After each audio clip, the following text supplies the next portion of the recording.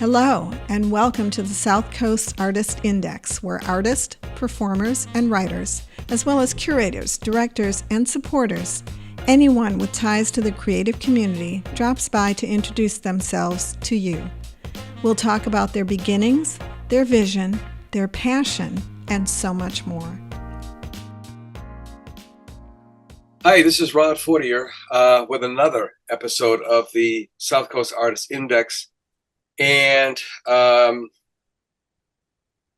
it's hot out there. I don't know by the time you listen to this if the temperature is going to be coming down, but it's brutally hot. But then again, it is summer, and it's hot everywhere, politically, everything else.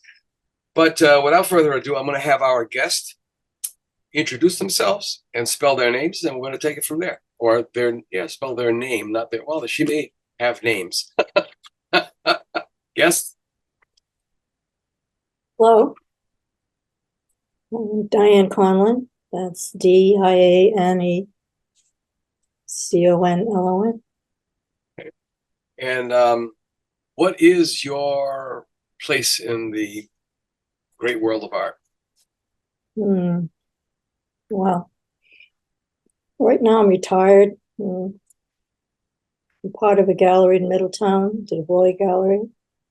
I'm working on my paintings and I'm, yeah.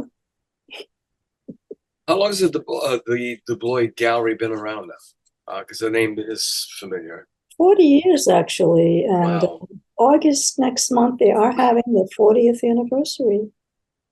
They moved to, they used to be on Bellevue Avenue in Newport, and because they had to move. So they went to a place on Aquidneck Avenue, which is just past First Beach, over the Middletown line. Yeah. Just give a little bit of background on Du Bois. I mean, you've worked for them for how long? Not long, not really. It's just been recently. I mean, I've only been on the island 12 years. I was living in Brooklyn. I came here 2010. Well, I guess that's 14 then. It's 14 years. Yeah. And, time flies. But I was doing other things. I was teaching at the Newport Art Museum. I had a job at a gallery, Roger King Gallery of Fine Art down at Bowen's Wharf. I had that for a while. And in the meantime, I was doing some of my paintings and photography. And, so it wasn't, I always joined different shows. I met the director of the gallery, Lisa May Tobin. She also teaches at the Newport Art Museum. We got friendly. So I would come by the gallery and she would invite me to shows. So I've been on and off exhibiting there. But just recently, she asked me if I wanted to be a friend of the gallery, which means gallery sitting 2 days a month. Sometimes I'd be there other days too to help out. And I would have the ability to hang up one or two of my paintings on the membership walls. So that's been going on for a few months. That's all, really. So I am working my way towards like a full membership. But, I've got other things to handle right now. So. Yeah. Well, there's everybody is busy. It's the most bizarre thing. And I think it may have something to do with COVID or post-COVID. I have never seen anything like it. I don't know if people are busy and productive or just busy and spinning their wheels, hoping to be productive. But the art world really seems to be on steroids compared to what it was before. Yeah, I belong, I listen to different things and go online, different magazines that I get information from them, and I do more reading. I like to read. I like people like Robert Hughes. I love his work, his things. And I have a book I recently bought. It's called Art is Life by Jerry Saltz. Oh, yeah, that's a great book. I've read it through 3 times. Wow, and he also has videos. I was watching a video of him. Yeah, it's very interesting. So that's kind of all what I do. Yeah, he's pretty much down to earth, you big baby. And he and his wife have that's their entire life. Mm. And he does seem a bit frazzled because recently she broke or fractured her ankle or her heel bone. And you just tell by the look on his eyes that, he's really super concerned about it. I guess usually he's so nonchalant about things. He does get fired up about political issues and such like that. But it is the world of art is in constant motion. Now, Newport the Newport art scene is probably very different than what it was 20 years ago. Very different than it was 5 years ago. It was into a slump, almost non-existent, and then it came back. Where is it now? Well, there are different people moving in, since the pandemic, people have like rediscovered the place, and it's beautiful and wonderful. And, they're buying up second homes here, and life is getting much more expensive. But there is a new organization that just started a few months ago called the Newport Arts Coalition, I believe it's called, by a man who started a gallery just last year down the street on Broadway from where I am now. It's called Curtis Spear. He calls the gallery Cusp. Curtis and Spear, kind of a clever way of. Plus, he doesn't like the word emerging, so that's his word. There's a gallery right down the street here. But what he's done is started this organization where people can join. Individual artists can join for $200 a year, and galleries can join for $300 a year. And the Brenton Hotel, which is relatively new down on the water there on Long Wharf, it's renovated place. And on the second floor, they have this what they call the library, if you will. It's just a nice room where people have drinks and tea, and there's only one wall full of art books over there. But every Thursday night, they have an art salon there, and different artists and organizations sign up, and they just show a few. It's very small space, and they gather what they can on easels and present it. It's just for the night. That's it. Yeah. And then every week it's different. Every week it's a different crowd, and so that's the buzz now, is people signing up for this. And Du Bois Gallery has just signed up; they're part of that too. And so for the $300, what people get is they get exposure on the website, that kind of thing. Mm-hmm. Yeah, it's not so much a pay to play. I mean, it's a lot of those galleries. When I was down visiting friends in Miami a few years back, I was in Wynwood, and the prices then were just skyrocketing. It was like amazing how much they was spending for a square foot. And a lot of them went pay to play as a result. It seems a little predatory sometimes because, I mean, the artist is the one that's got their hat in their hand. Oh, it's annoying. It's annoying as hell. Yeah. Now, in Brooklyn, how long were you there? 15 years. 15 years. Yeah. Now, you have seen changes there. Yes. Are they parallel to what you've seen in Providence and in Newport? I can't say that because I was one of the original founding members in 1990, one of the alumni who were still in town, and we rented Spring Street, Yeah. But, I was only there a couple of years, and then I moved to New York. But, people like Chug Hork had the foresight to buy the church there. And as you know, they're working on it, and it's getting more beautiful all the time. But that to me is the difference, because they own it. So many different galleries, you see, they're in and out. They have problems. Du Bois had to move from Newport to, that's what keeps going on. But at least Gallery X, they're still there, and they'll probably be there for God knows how long. 35 years so far. They came a long way from Spring Street, the next door, to the Ladies of Hadassah gift shop, thrift shop. Well, at the time, I thought the YW was there. That's why it was called Gallery X, because there was the YW. Then the next block was the YM, and then the Z. Yeah.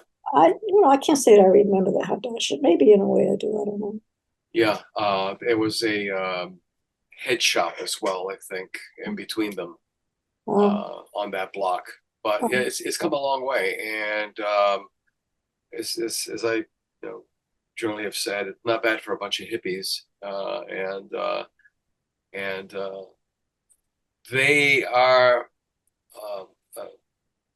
a teething ring for many of the artists that many people who have emerged the first time they ever have shown publicly or been in a public exhibition was because of Gallery X, non-judgmental. You hang it up on the wall, and then what happens after that happens. And it's inspired a lot of artists. So it does have a very, it's a keystone in the scheme of the creative community of the South Coast.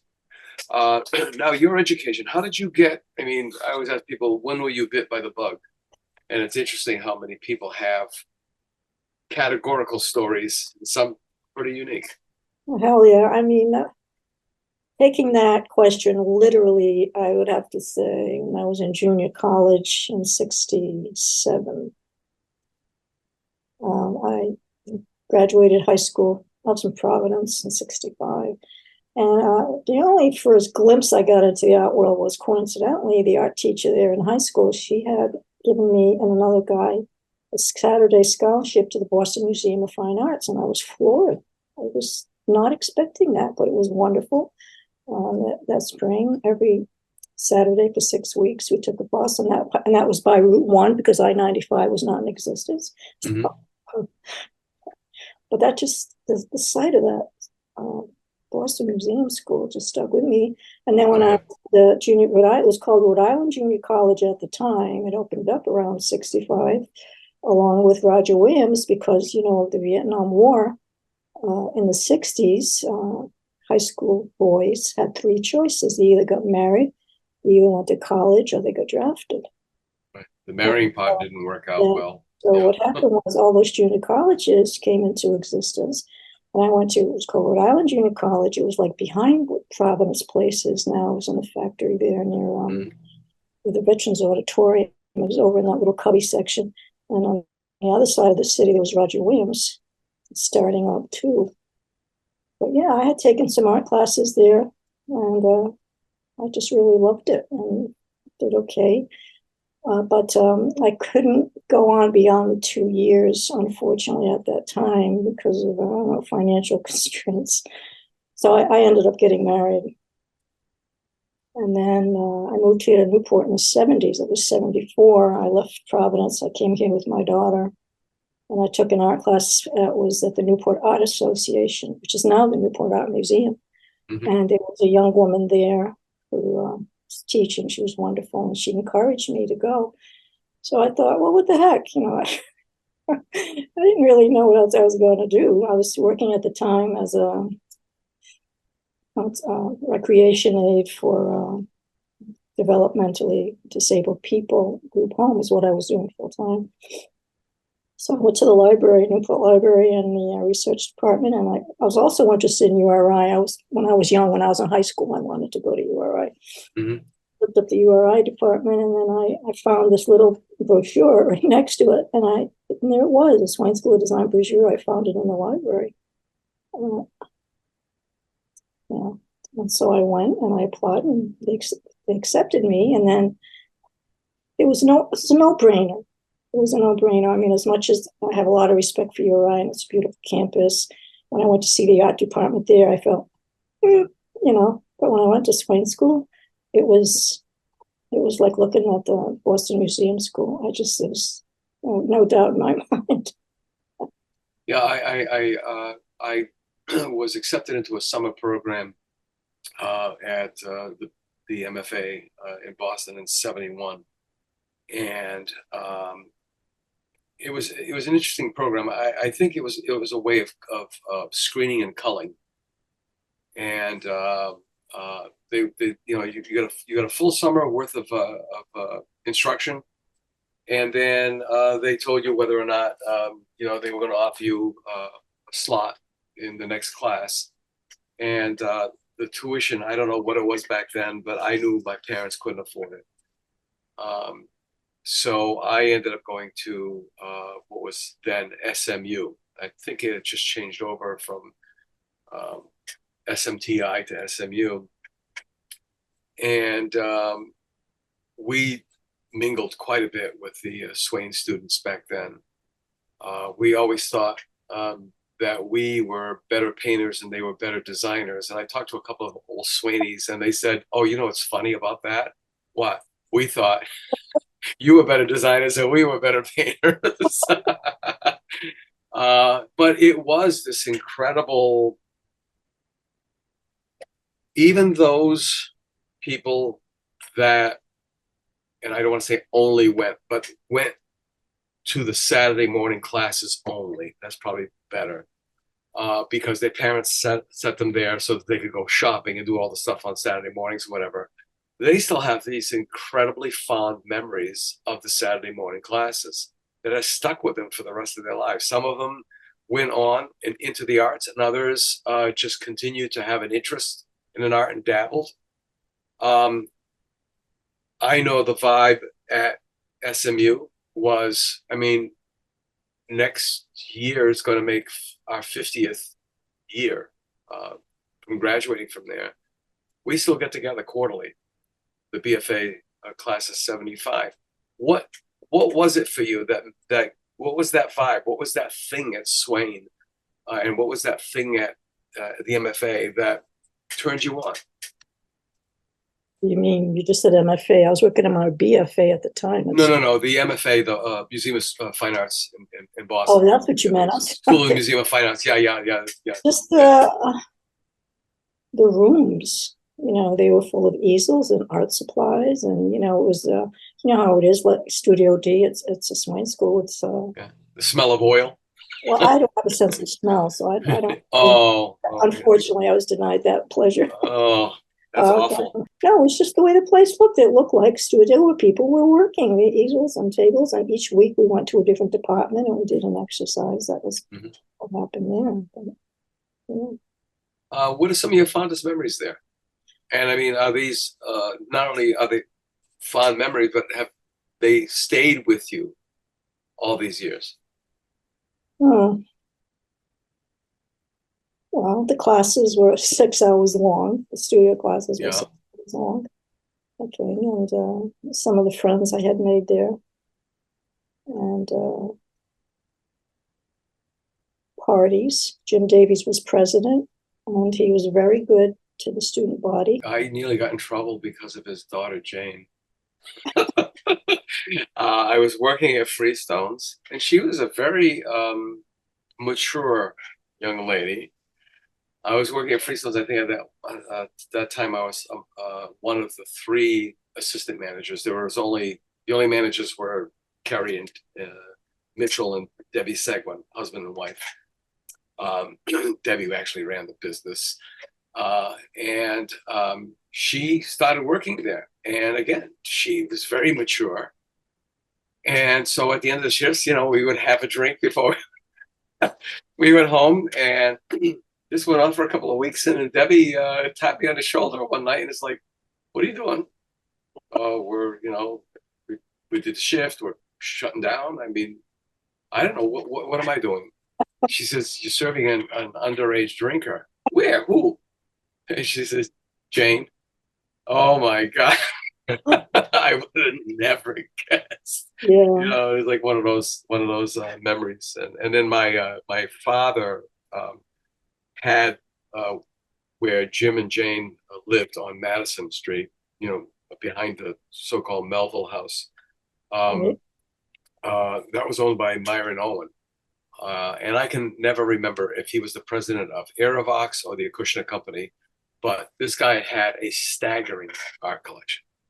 Oh my God. I mean, Eastman Johnson's, Freeburg, one of the American Impressionists, Sanguine, the sculptor, Rodin sketches. It was just phenomenal. And I always wondered if that stuff stayed behind when Swain took over. Oh, it was bequested to Swain, I guess. I worked in the library at Swain, part of the work study program. And didn't see anything like that at the time. The library was in a small stone building just behind the Yeah, mall. on Hawthorne and Was it? Yeah, I don't know that back street. I don't know, Cottage.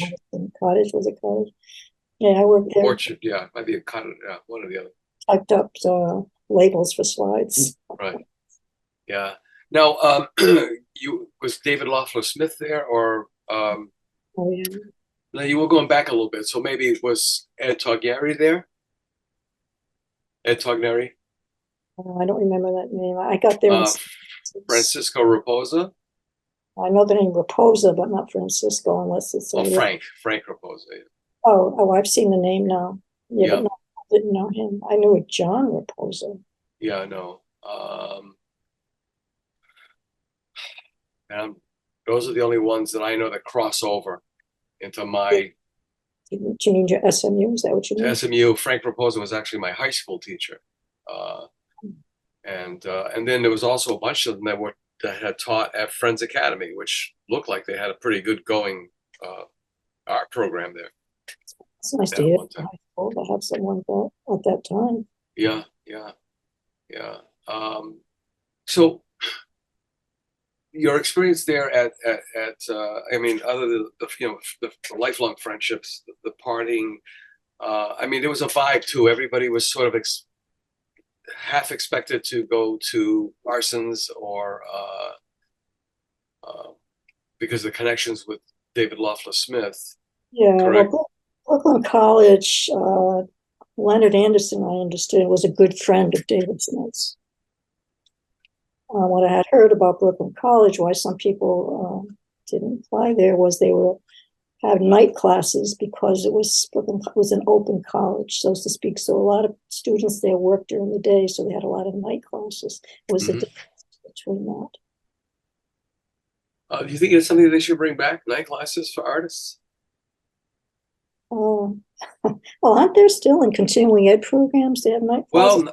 Well, when I was working at, I mean, my history with UMass goes back to SMTI when I was still in high school working for the art department, and all the way through until 2010, when all of us that had gray hair and way too many years accrued, we all got laid off. Just before the pandemic and right in the crux of the recession.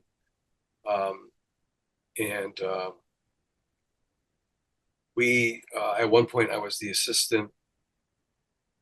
I was the interim marketing director for professional and continuing education, which was the old night school with a new name on it. And I had worked for Sandy Hathaway, Bob Waxler, Bobby Forts, all of the department, or I guess they were department heads, and trying to get art classes at night was just like pulling teeth. It was never successful, and I don't know if it's because there was a competitive factor with other opportunities, but it was always difficult. But then again, too, the world and the economy was quite different back then, compared to now. So you did your 2 years at Swain, or did you go? No, I love the place. I mean, what was there not to like? Quite frankly, everyone was on the same page. There was very little what I would call competition. Everyone was nice to each other and kind. Just it was unbelievable. I'd never been in such an environment in my life. Another name that just popped up was Rosalind Lincoln.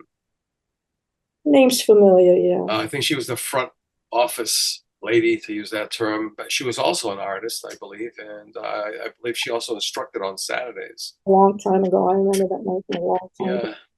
Do you think that the mere existence of Swain created a foundation that the creative community is now standing on in New Bedford? Oh, I believe that. There was nothing else there. I mean, Fall River had nothing like that. The only thing they had was the Fall River Art Association. No, No, I don't remember going. We had to go to Providence or Boston to see an art show. Right, right. Uh, Yeah. And even in New Bedford itself, it was the Whaling Museum, but there was no real art museum. Most of the art was Yeah. available, was the free public library. Well, I wasn't even aware of that for a long time. It was a long time before I realized what was upstairs on the third floor. One of my friends who was a Swain grad, Elaine Silva, when she graduated. Oh, Elaine Silva, she ran a design company for a while. I don't know. I don't think that's the same one. Is that the same one? No, she, after graduated, she got hired at the library, and I was curious how the hell I have no office skills, unfortunately, and Yeah. so she got hired there, but she worked on the third floor in the art department. I said, what? What art department? Yeah. Third floor, that's the genealogy room, what they used to call the treasure room at one time, that they closed off to the public. Wow, that's pretty cool. I didn't know about that. It was in the 80s, I guess. Yeah. Is she still? Elaine came after me a few years after me. Elaine was going out with Chuck well, she had gone out with Chuck, I should say, at one time. But we had gotten friendly. She was a little, more mature and a little older, I think. Oh, all right. So, the skill set that you had at Swain, where did that bring you to next? Well, when I was taking drawing with John Osborne after the end of the semester, we went into the hallway with your yearly portfolio, and that's where you get your grade on. Yeah. And we decide what we want to major in, and I decided to major in painting because I love color. That was the sole reason. So he told me, he goes, well, he says, you should go into design. And I nearly fell over because it was not on my mind. Yeah. John, I said, I'm a slob. I'm a real slob. You can't have a slob. He goes, oh, that's not true. There's plenty of slobs in the design business. I always wanted to be a teacher. That was on my radar. When I was 13 years old, I decided I wanted to be a teacher. I loved it. I loved school. I loved it all. And that's what I wanted. So that was like in the back of my mind always. Yeah. To do. And go ahead. In my senior year, the last half of my senior year, SIG had approached me and told me there was some classes opening up for me to apply for at the Buttonwood Senior Center. Mm-hmm. So I did. I went to Buttonwood Senior Center, and I got a job. I got hired to teach at Buttonwood Senior Center by the zoo there, by the pond. Mm-hmm. Yeah, so I taught there in my senior year, and then I picked up another class at from the Rhode Island State Council on the Arts, picked up another class in Tiverton. That's what I did half my senior year. Because I had my ALA already, I didn't have to take a lot of the same classes that my peers had to take. You know what I mean? And it was pretty. It must have been really great to just concentrate on the fine arts instead of having to deal with all the other Yeah, that's what happened with the ALA. I had to take political science and the new math and German and I didn't mind. I liked it all. Right. But yeah, so that's another reason why I probably did not go to URI, because I guess I didn't want that part of it there. You know what I mean? Because Swain was just a full art school. That was a visual art school, straight visual art school. That was fine by me, and everybody there, they were doing their best. They were talented and smart and good people, and everybody worked hard to do their best. And there was a lot of constructive criticism. It was very nice. At that time, was it a certificate program or was it a diploma program? Oh, heck no. It was a BFA program. In fact, that's one of the things that got the school in trouble. Jim Davies got in trouble with. You probably heard that. Mm-hmm. We had an accreditation, and he wanted another accreditation. And so that last year, so I was there. That's what the staff was working on, the accreditation. And I had, coincidentally, after I graduated, I also got. I heard there was a reception job in the office, and I needed a full-time job, so I took it. Mm-hmm. I worked in the reception room for a year or so, and then all hell broke loose. because Jim Davies had done his thing, and the staff and the faculty had done all their work for the accreditation process, and the board of trustees was supposed to come up with a financial 5-year plan. And there was a meeting Davies had with the board when it was close to the time when the accreditation people were coming to the college, and the trustees didn't have a 5-year financial plan. So Jimmy Davis tried to fire them. He tried to fire, I heard he tried to fire the trustees. Well, they turned around, unfortunately, and they fired him. And that's when everything just... Is that when Yenawayne came in? He Bruce Yenawayne? Well, he came in, a couple of months later. We had heard that he was part of another school that disintegrated, and that we weren't too happy with that.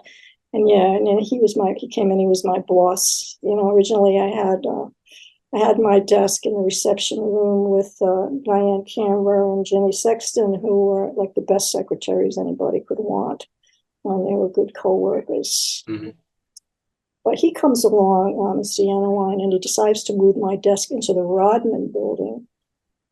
Oh, the place is over there, facing everyone in the big lobby there, which was quite odd.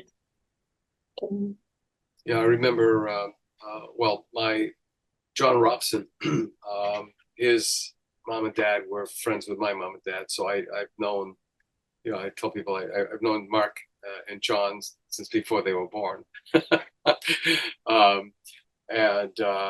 remember going over there, and I think that's around the time when they were doing the Rasta band was doing the I Love New Bedford. They performed that was 1990. That must have been formed. Was that in 1990? At the same time, 1890, somewhere in there, because there was the Second Street Art Exchange. Maybe, that was pre there. Maybe they started the Second Street Art Exchange. Yeah, because this was 89. like between somewhere between 68 and 71. I'm not, but I do remember we spent a lot of time hanging around with over there, and they would come up to our studios. Oh no, the guys might have been playing here and there. I was in a different. By the time I got to Swain, I was 29. Right. I was married and divorced, and my daughter was 8 years old. So you were an old lady. Well, in their opinion, like that word. Yeah. In their opinion, the young kids, yeah. Oh, they were nice to me. No, they didn't treat me like that. There were others too. There was Debbie Healy had 2 sons. Oh, Debbie, can we talk about her?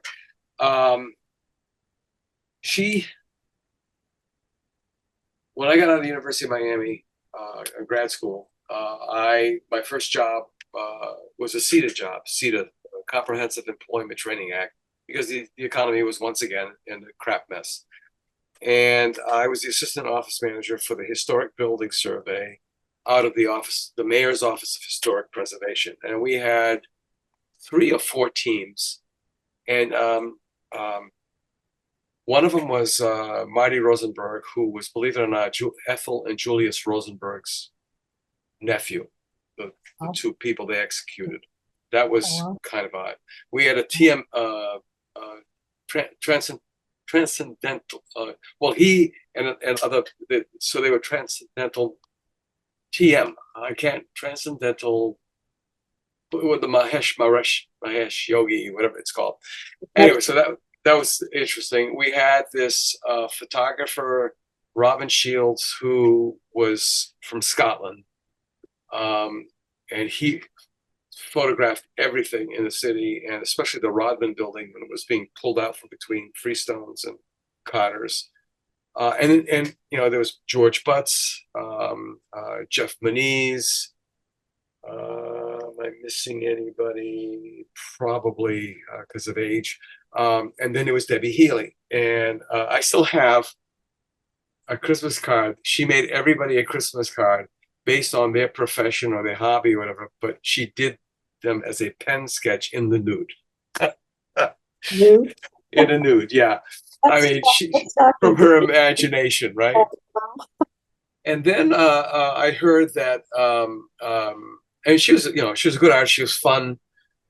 She had a very wry sense of humor. Then I heard there was a woman who bought a piece of work from her. I guess the woman was rather affluent. And again, this is what I heard. I don't know if any of this is factual. That's why I'm asking if you know of any of this. I think the woman was connected with a gallery or had a gallery up in the Cape or whatever. And all of a sudden, that was like a slingshot for Debbie. She started selling work and coming into her own as an artist. And I lost touch with her, and I've been wanting to just catch up with her. And also I wanted to get her on the program.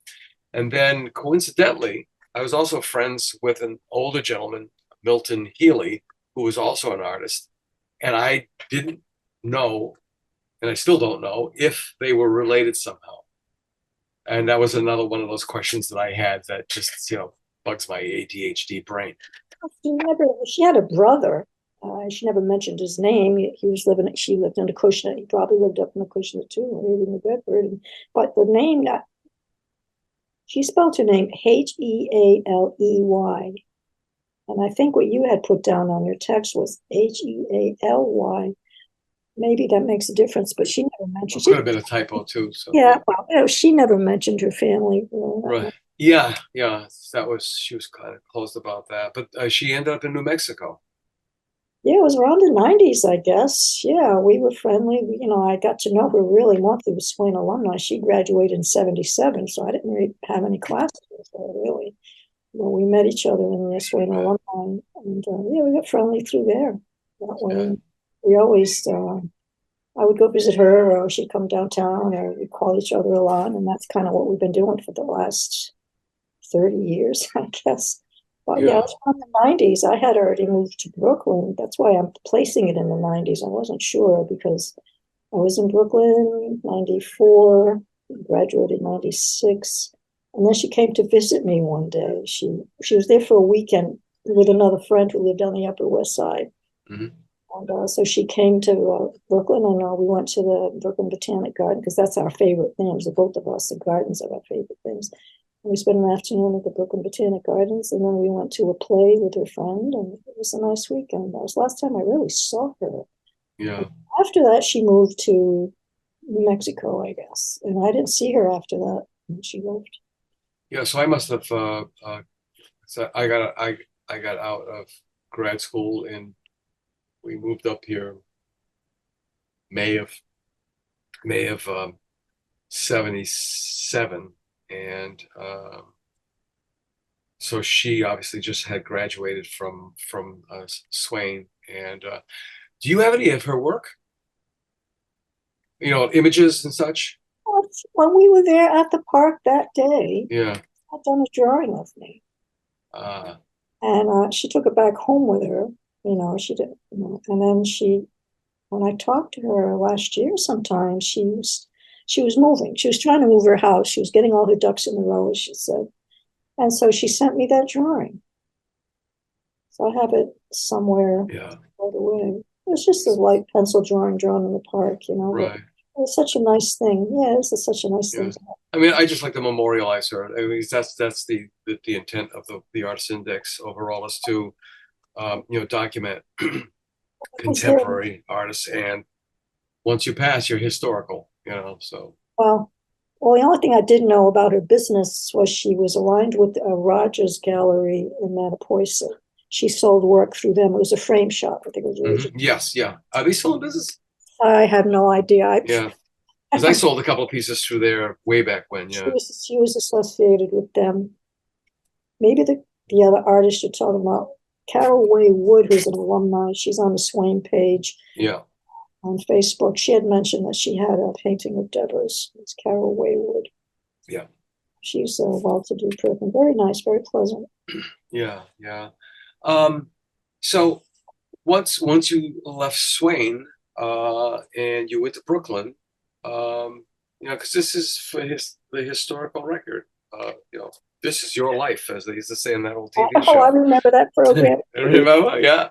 That's when most people got really rattled. It's like, oh my God, it's my fourth grade teacher. I remember John Nagy, if you mind. Yes. Oh my God. I still had, up until a few years ago, the stump, the blending stump and a couple of other from that My mother bought me that set with the was it oatmeal paper that they called it back then? Yeah, that's what I did every Saturday morning, watch John Nagy, and yeah, that was probably one of the first things seriously I'd done as, elementary kid. I was maybe in junior high at that point. Yeah. But yeah. I still remember how to draw a dog because of the circle and the triangle. Oh, But it was great. It was great. So in Brooklyn, and I feel like I'm bragging sometimes, but I mean, this is again for your biography. What made you go there, or what called you there, and what did you do when you got there? Well, the last time I'm sure I saw Sig Haynes was at an alumni meeting that we had at S.M.U, and that was around 93. And he was talking to another Swain alumni, Anderson, what his first name is. And then they were talking about Bob Anderson, was it? I can't think of his name, sorry. They were talking about Brooklyn College, and they were talking about how it was like, the best art department, in their opinion, as far as the colleges and that. So that kind of stuck with me. That's where I kind of thought of it. And so, yeah, and Parsons I knew was private, and I thought, no, I just applied that one school in 93, got accepted, moved there. There was only a few Swain people left there at the time, because in 1980 there was this exodus, Swain grads going to Parsons or Brooklyn or Queens, the Queens School. Mm-hmm. I think Adrian Teo was at Brooklyn College. Oh, I was there.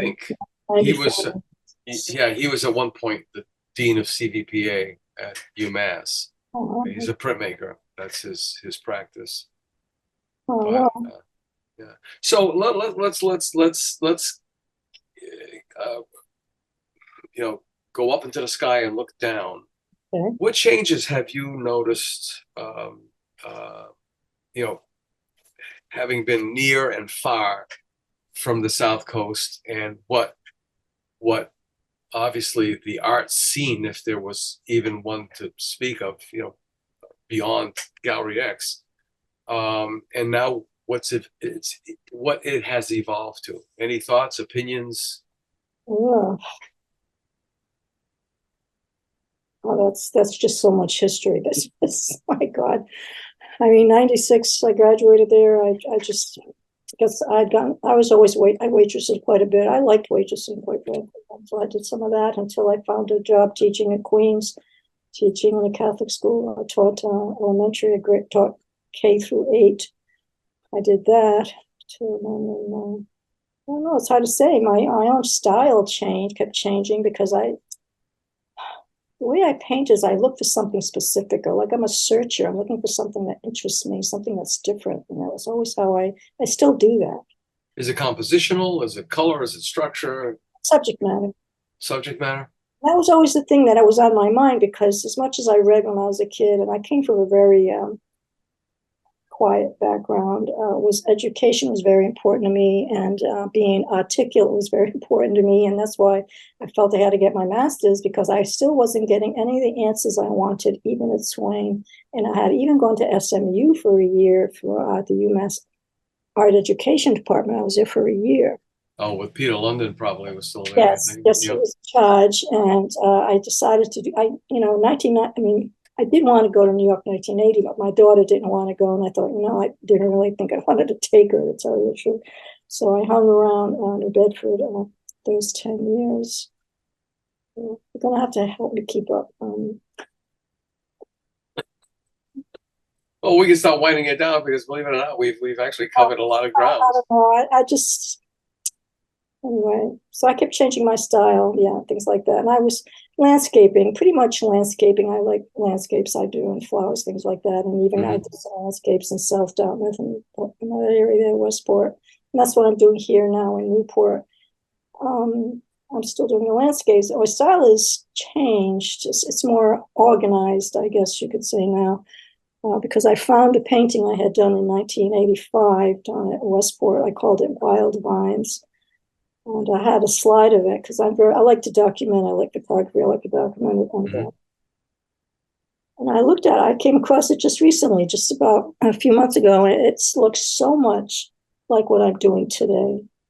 When I first moved here to Newport, I was doing, Second Beach and Cliff Walk, those kinds of things.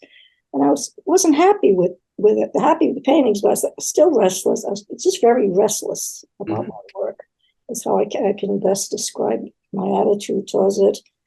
And then I saw a photograph in the paper that was like stunning. I had said, "What the heck is that?" And it's a land trust smack dab in the middle of the island up in Portsmouth. And I was just been in love ever since. So that's what I've been doing the past year. I've been going to the land trusts, to the trails. I just take photographs because they're so marshy and buggy and all that. And I've been working from that. Yeah, there's a land trust out there. I met my brother. He came down for a visit a couple of months back. He lives up in Maine, and he's a retired Coast Guard chief, and then he got a job working for Fish and Wildlife Service. So he knows pretty much all of the sanctuaries, all of the trusts and such. And I'd never heard of that place before, and it hasn't.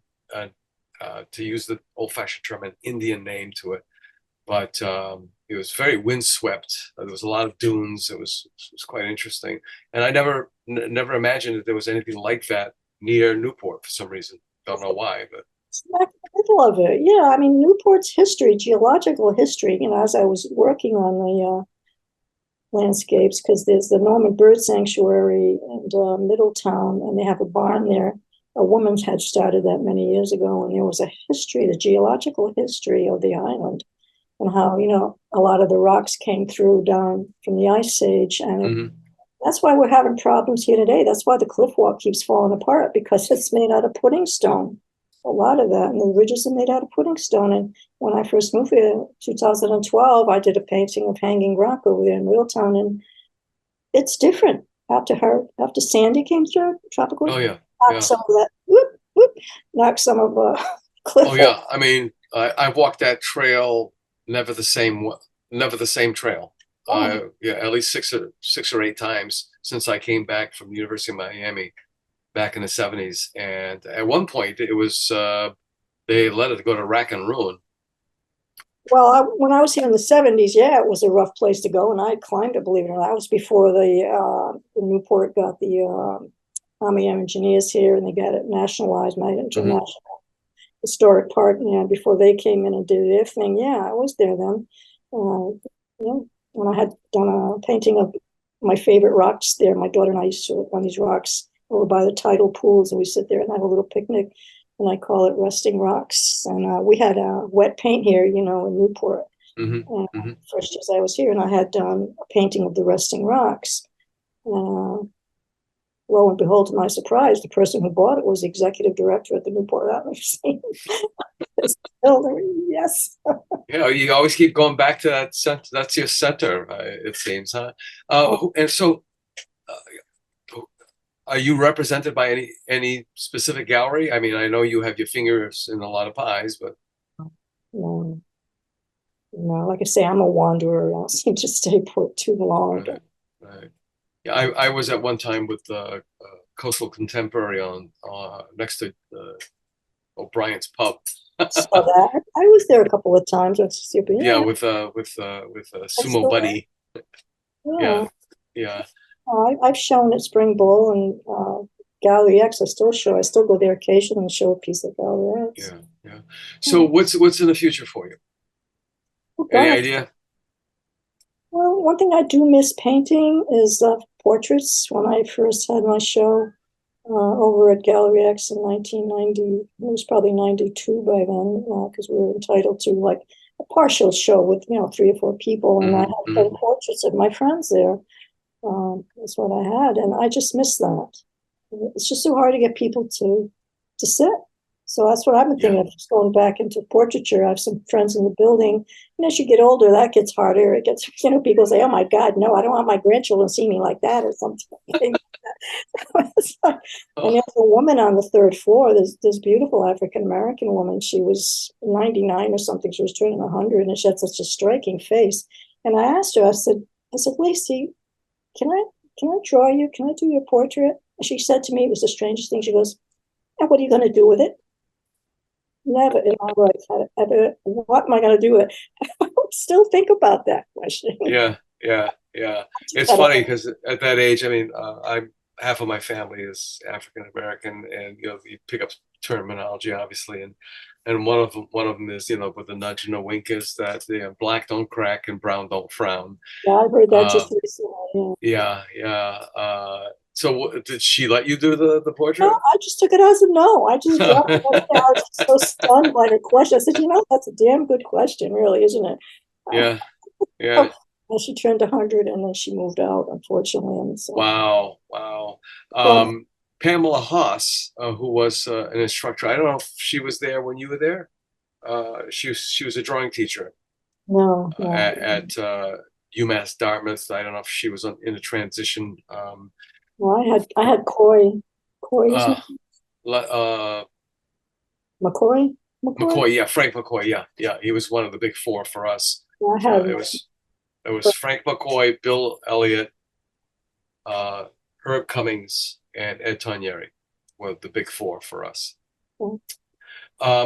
So during the pandemic, she really got stir crazy and invited a bunch of us into her studio, and the social distancing, the whole 9 yards, and I don't know how many portraits were created by her, and then some of the other artists like, well, I want to start doing some too, and so it's kind of interesting to see that interchange of artists drawing artists. Well, we knew each other so well. I mean, it started really when I had done one or two with my daughter, when she was younger, but Richard Vaness from the North, he would come by. I lived on Campbell Street at the time. I had a great apartment. I loved it up there. I hated leaving that apartment. It was cold and old and all that, but I had 5 rooms and 7 closets. I mean, where do you find something like that? Yeah, exactly. Richard Vaness would come by and he'd stop in and have a coffee and shoot the breeze. And I'd say, well, why don't you post them? You might as well post them. And that's what happened. He was the first one friends that I had. Yeah, you're giving me an idea right now. I think that would be a great curated show, is artists on artists, going as far back as you possibly can. I think it would be a very, very cool show. So I'm going to wind us down. Any words of wisdom for up and coming artists, or if you could have changed one thing, what would you change? All those Barbara Walter kind of close of interview questions. I don't know about that. I mean, yeah, sure, there's probably a lot of things I would change and different decisions I had made and all, but no, I mean, I was happy at Swain. I was happy at Brooklyn College, and I loved New York. I stayed there a long time. I say 15 years, and I had taken up photography while I was in New York, and seriously, after 9/11, I wanted to document Ground Zero, so I signed up for a correspondence course with the New York Institute of Photography. And I bought an NH, if you know B&H photography shop over. Oh, yeah. Okay, yeah. Because digital photography was coming in and the photographers were handing in their film camera. So I bought this film camera. I still have it and I still use it. It's a Nikon N80. It's autofocus, auto exposure, but it has the settings and all. So I learned a lot. That's photography school, and I documented 9/0. That's what I did in New York. I do a lot of painting in New York. Actually, I was too busy taking photographs. I didn't take photographs so much of the city. I took pictures of. Did you get to Staten Island at all to Kill Hills? I think it was called. It was at the southern end of Staten Island. The reason why I asked, my brother, who was in the Coast Guard, was with the Black Operations Unit, Department of Homeland Security, and that was his crime scene. He was responsible for maintaining the integrity of the body parts, plane parts, and building parts. Oh, what a It was sad. an awful thing. I was just taking Nightmares. pictures of the ground zero itself, and Yeah, years went on, it got harder because the construction got higher. So I was doing that for a few years, you know. yeah. I- Yeah, I've always wondered about that. It's not a question I would like to bring up, but I'd like to get some imagery to do a piece of work and honor him for that. You know, he's my younger brother, and I'm quite proud of his achievements. Well, most 9/11s I would make it there, but I didn't go in the morning when the dignitaries were doing their thing there. I would go later on in the day, and people would be roaming around the perimeter there, you know, different groups, motorcycle groups, veterans groups, different religions were there, prayers, and it was just. Yeah, we have friends who he was mounted. I forgot what his rank was, but the mounted unit from the New York State Police, and it was an honor guard, and they escorted everybody to pull out of the rubble. Padilla, that's his last name. And then, you know, we also know Jan, and the names are all escaping me now that I need them, but they were the heads of the Red Cross. So there's just so many, I mean, you know, just me, just as one individual, know several people who were in the thick of it. And it's just, I didn't know anybody amazing. like that. Think of it, you know, being, I started teaching then in Queens. But yeah, the last photograph I took, they were putting in I found out they were putting in the steel beam, the first steel beam for the Freedom Tower. Right. So I said, well, gee, what if I get a shot of that? And I went down, and it was, you know, like I said, the construction is weird down there, you know. So I got lucky and went to a building next door. I went inside, and I told him, I said, you know, because I had this little ID and everything I got from the school. The school was cool like that. I got a press ID and all that. And I said, can I take some pictures? And they said, they're fine. So they got me to the 7th floor. I took pictures from the 7th floor of them putting in the Freedom Tower. This thing. That was the last things I took. Having been there, what was the atmosphere, the emotional atmosphere? I mean, you know, is the place a great tragedy? Well, I don't know if I'm projecting my own, but it's very sad. Yeah. You know, it was difficult to photograph it, and you know, I had taken pictures of it, and I threw some of them away. I couldn't stand looking at them. You know, I hope I still have the negatives, but I just couldn't stand it. It's very hard. I can imagine. Well, Diane, thank you so much for finally us getting together to document your life, your practice, and I'll give you a heads up when this comes out, because we do these well ahead of time. We keep like a backlog, and with that, I'm gonna close the show if you're good. Yeah. Well, I'd like to thank you for that too, and I also like to thank you for your daily photographs of Fort Phoenix. Yes, you know what? After the show, maybe next week or whatever, you know, I gotta get back to some things. I'd like your opinion on a couple of things, because I've had so many people say, I've got two schools. One, oh, you ought to do paintings of these, but the most popular one was, oh, you should put these into a book. I would buy it. So it's like, I'm just doing it as a daily meditation, but I'm lucky to be able to do what I do, because I look back on them afterwards and go, whoa. Right, exactly. Yeah. So I don't know, maybe, you know, give me a little guidance as to whether or not I should publish them into a coffee table book, you know. So with that in mind, folks, if you joined us you know, after the beginning, this is Ron Fortier with another episode of the South Coast Artist Index, and our guest today was Diane Conlon, and we're ending the show. Another show goes into the history books, and thanks so much for listening. And be good to yourself and be kind to other people. Thank you. Bye-bye.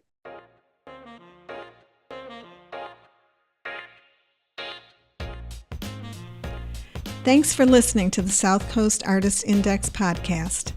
For more information, please visit theartistindex.com.